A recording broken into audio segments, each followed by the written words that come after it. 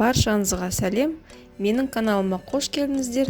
Бүгін сіздерге өте оңай дайындалатын вафлидің рецептісін ұсынатын боламын. Ол үшін бізге қажетті 3 дана жұмыртқа, ерітілген маргарин, ұн және қант.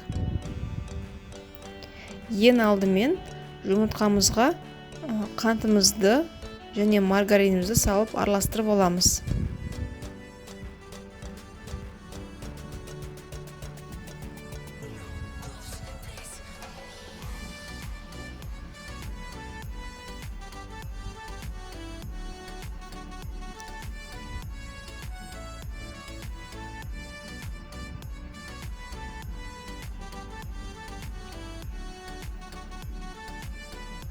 Араластырып болғаннан кейін ұнымыздың жарты бөлігін саламыз.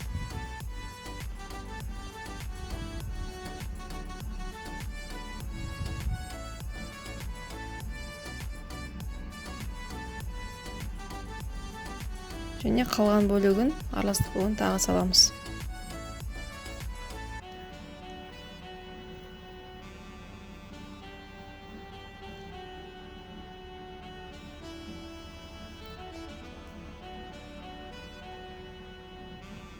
Мінекей массамыз дайын болды. Енді осыны вафельницаға салып пісіріп аламыз.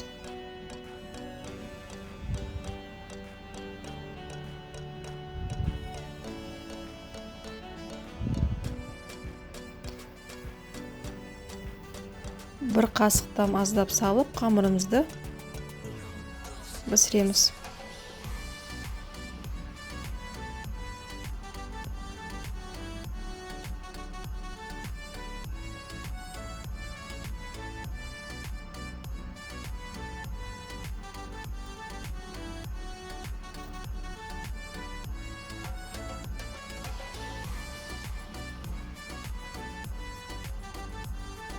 Сіздер де міндетті түрде дайындап көріңіздер.